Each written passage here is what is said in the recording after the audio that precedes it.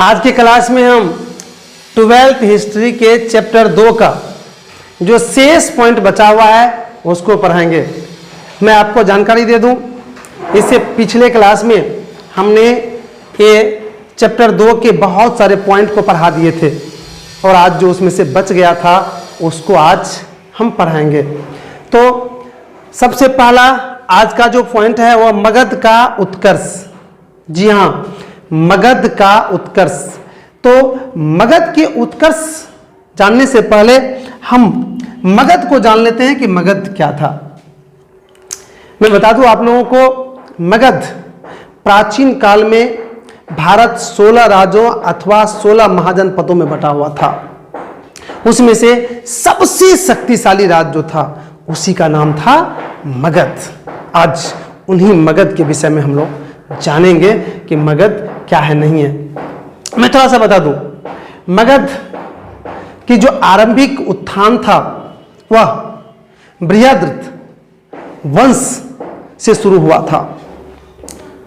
बृहद्र राजवंश के राजा जरासंध ने इस मगध के उत्थान का श्री गणेश किया था और फिर इसका उत्थान तेजी से होने लगा था। लेकिन इसका वास्तविक उत्थान हर्यक वंश के शासनकाल में हुआ था। जी हां, मगध का वास्तविक उत्थान हर्यक वंश के शासनकाल में हुआ था और उसमें भी हर्यक वंश के राजा बिम्बिसार के पुत्र अजातशत्रु के द्वारा मगध को एक शक्तिशाली बनाया गया, इसके सीमा को बढ़ाया गया और फिर मगध एक ऐसा शक्तिशाली, ऐसा प्रभावशाली राज्य बना जिसके सामने भारत के अन्य राज्य जो थे वह टिक नहीं सके और कुछ ही दिनों में एक एक करके मगध में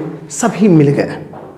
तो इससे स्पष्ट है कि मगध एक काफी शक्तिशाली और एक बड़ा राज्य था प्राचीन काल में।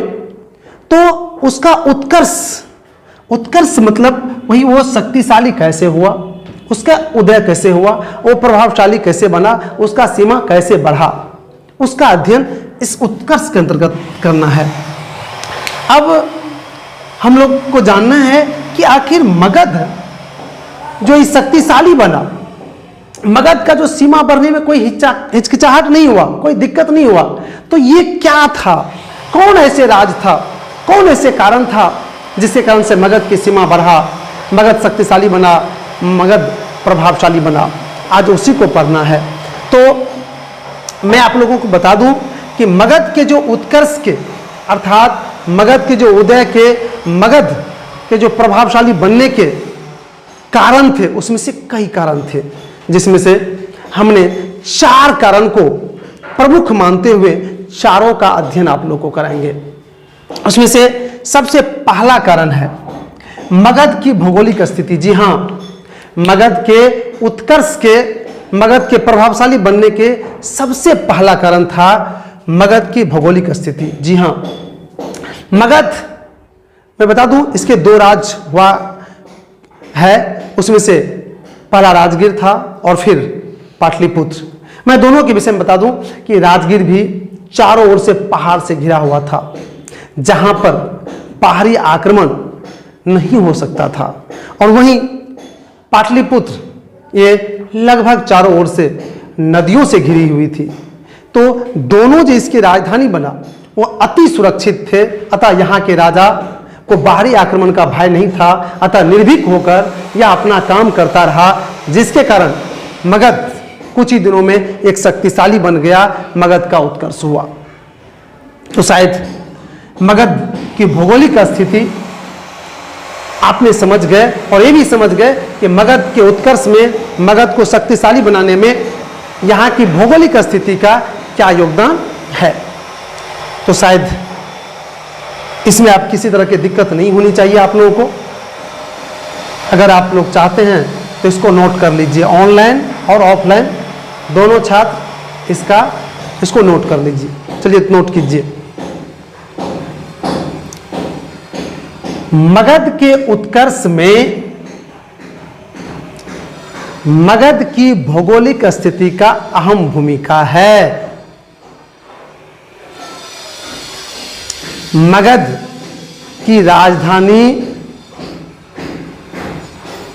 काफी सुरक्षित थी,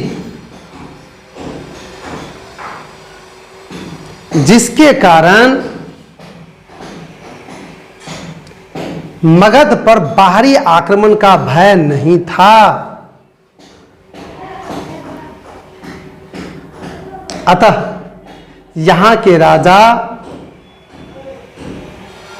निर्भीक होकर कार्य किया।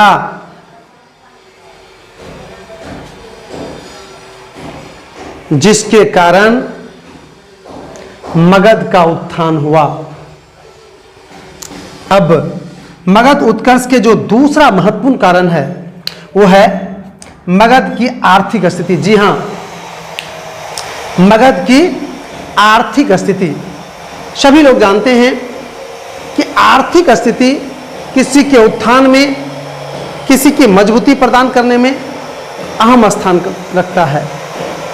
तो मगध की आर्थिक स्थिति भी काफी मजबूत थी, क्योंकि मगध की जो भूमि थी वह काफी उपजाऊ थी, जिसके कारण मगध में भिन्न भिन्न तरह के फसल काफी अधिक मात्रा में उपजते थे और उससे जुड़े हुए वहां पर कई उद्योग धंधा भी चल रहे थे, जिससे मगध की आर्थिक स्थिति काफी मजबूत थी।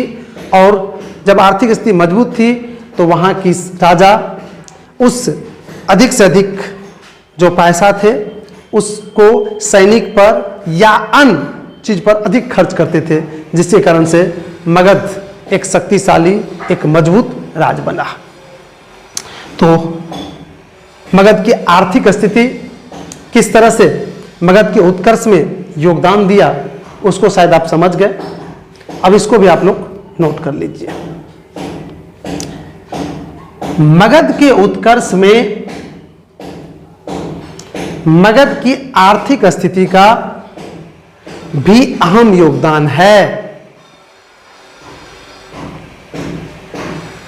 मगध की भूमि काफी उपजाऊ थी, जिसके कारण मगध में भिन्न भिन्न तरह के फसल अपार मात्रा में उपजाए जाते थे।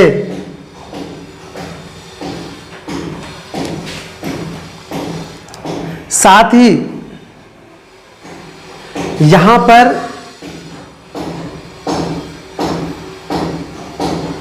कई तरह के उद्योग भी थे,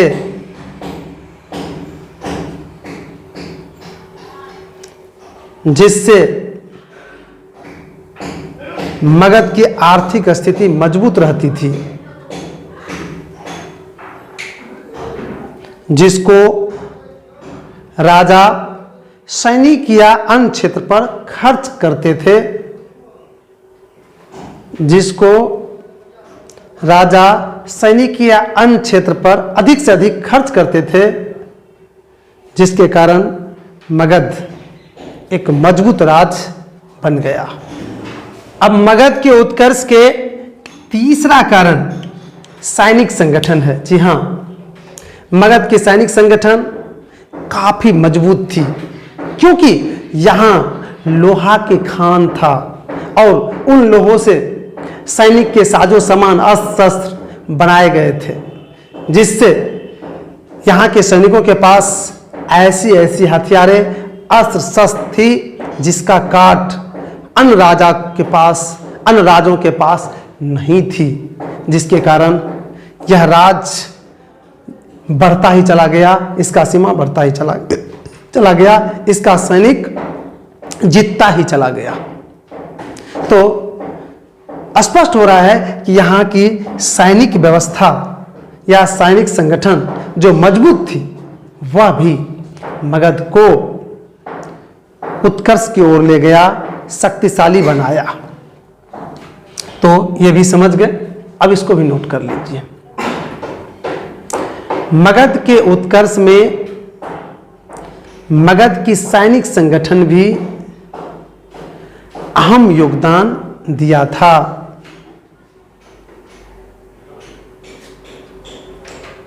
यहां पर लोहा की खान थी, जिसके कारण लोहे से बने सैनिक साजो सामान सैनिक के पास अधिक थी। अतः उसके बल पर सैनिक युद्ध जीतता ही गया और फिर मगध का सीमा बढ़ता ही चला गया। तो शायद मगध की सैनिक संगठन किस तरह से मगध के उत्कर्ष में योगदान दिया, इसको आपने समझ गए। अब हम लास्ट अर्थात मगध के उत्कर्ष के कारण का जो लास्ट पॉइंट है उसका है मगध की शक्तिशाली शासक। जी हाँ, मगध के उत्कर्ष, मगध को शक्तिशाली बनाने में कई आपने देखे कि कारण हैं, कई स्थितियां हैं, लेकिन उसमें से लास्ट में है मगध के शासक, मगध के शक्तिशाली शासक। जी हाँ, मगध में कुछ शासक ऐसे थे जो काफी शक्तिशाली साबित हुए हैं और वह शासक अपने बल पर मगध की सीमा को बढ़ाया है, जिसमें से सबसे महत्वपूर्ण है बिंबिसार का पुत्र अजातशत्रु। जी, अजातशत्रु ने अपने कूटनीति, अपने सैनिक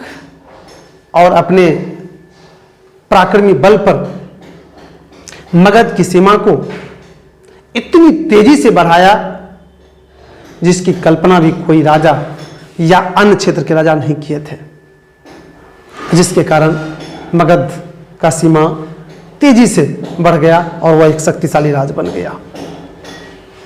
तो मेरा तो मानना है कि मगध के शक्तिशाली जो शासक थे उनमें सबसे ज्यादा अजातशत्रु का ही योगदान था, अर्थात अजातशत्रु को ही श्रेय दिया जाता है मगध के वास्तविक उत्थान का।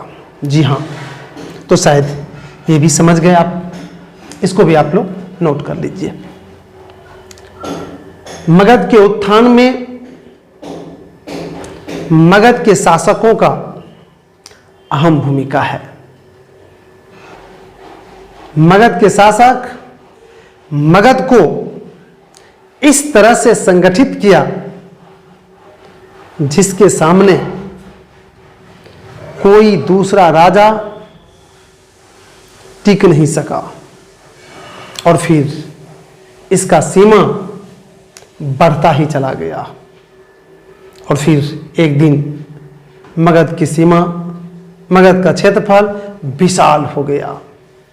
तो इस तरह से मगध के शक्तिशाली शासक भी मगध के उत्कर्ष में अहम भूमिका दिया है। तो आज आपने मगध का उत्कर्ष कैसे हुआ, मगध के उत्कर्ष के क्या कारण है, उसको आपने समझे और लिखे भी।